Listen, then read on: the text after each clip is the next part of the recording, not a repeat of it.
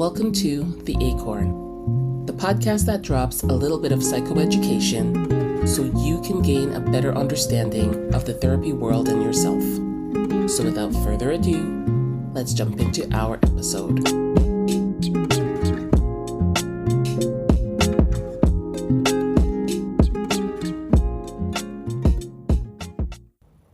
Hello, and welcome to episode 6 of The Acorn. I'm going to start off by letting you know that this is going to be a bit of a longer episode. This topic is so important that I wanted to take a couple extra minutes to give you as much support as possible. All right, let's jump into our episode. For some people, the holidays are a time of excitement and fun. They look forward to the closeness and sense of togetherness with their families. However, for others, it could be a time filled with triggers, anxiety, stress, and sadness.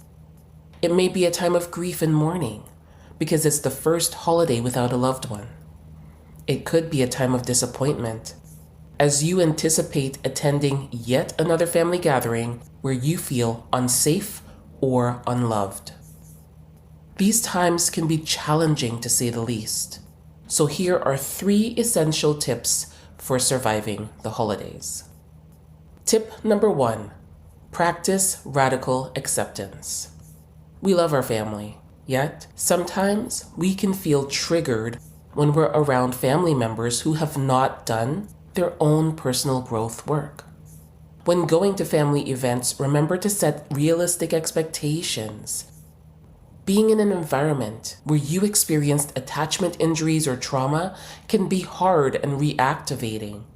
So let's accept that we most likely will feel some sense of dysregulation. You may see your symptoms flare up. You may notice your nervous system is on high alert, ping-ponging between fight, flight, fawn, freeze, and shutdown. So please keep this thought at the back of your mind. Your family of origin did not develop their particular rhythms overnight, and you can't change other people. So try and practice radical acceptance instead. I'm going to get you to do this exercise with me. It's so simple and it's super quick. I want you to hold your hands open, palms up, and just breathe. And as you're holding your palms open, I want you to remind yourself to accept the things you cannot change or control. And just say it 3 times out loud if you can. I'm accepting the things I cannot change or control. Have your hands open, palms up, breathe, and remind yourself, I'm going to accept the things I cannot change or control. Tip number 2, set clear boundaries. Sometimes our family may not respect the choices we've made in our lives. If you experience someone pushing their opinions, values, perspectives, or agenda on you, pause. Notice how it's making you feel. Then, respond in a way that sets a healthy boundary and makes it clear that their words or actions did not sit well with you. Then redirect to a topic or activity that feels more safe, fun, or peaceful for everyone involved. Please note, you may set a boundary, but other people may not respect or honor your boundary. That doesn't mean you're doing boundaries wrong.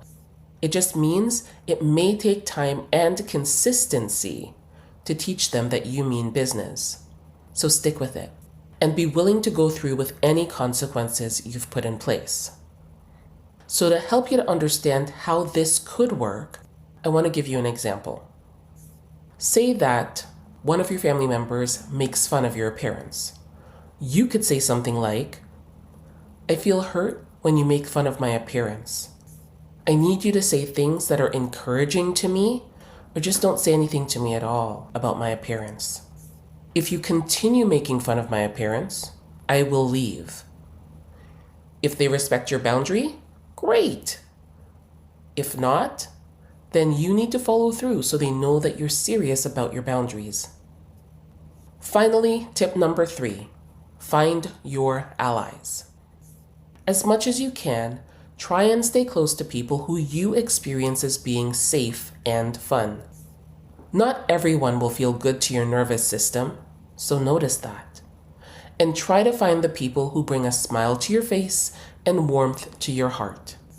Also, you can ask someone to be a safe person for you.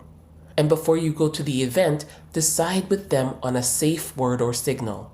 Then, if you're feeling yourself triggered at the event, you can communicate your chosen word or signal to your safe person. Your safe word could be something like warm. And if you find yourself in a challenging situation, you could say something like, wow, I'm feeling overly warm all of a sudden. At this point, your safe person gets the hint and asks if you'd like to step outside for a breath of fresh air. Once you have some privacy, do some deep breathing just to help to regulate yourself. Look around, look at the trees, look at the sky, breathe deeply. Take a moment to regulate yourself. Then when you can, you let your safe person know what you need. Do you need a walk to calm yourself down? Or you've had enough and you're ready to leave? Or anything else that you come up with. And allow yourself to receive any support, any words of encouragement, any affirmations from your safe person. Co-regulate with them. This is a good opportunity to do that. That's why you chose them in the beginning. Because they're safe. Because they're your ally. Hopefully, these 3 tips will help you not just survive the holidays, but thrive. Over the next few weeks, try to focus on your self-regulation. Build healthy sleep habits, practice your grounding techniques, and incorporate any helpful self-regulation strategies in your daily flow. An easy one to remember is to take a moment in your day to remind yourself to pause, breathe, hope, and heal. Take care. Well, this has been another episode of The Acorn. Remember, the content in these podcast episodes are for educational, informational, and entertainment purposes only.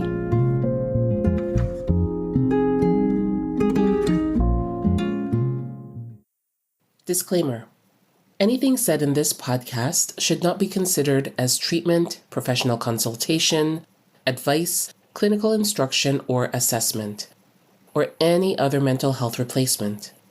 Listening to this podcast does not create a therapist-client relationship between you and the podcast host.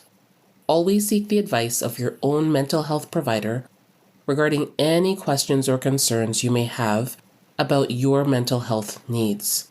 Also, if you need immediate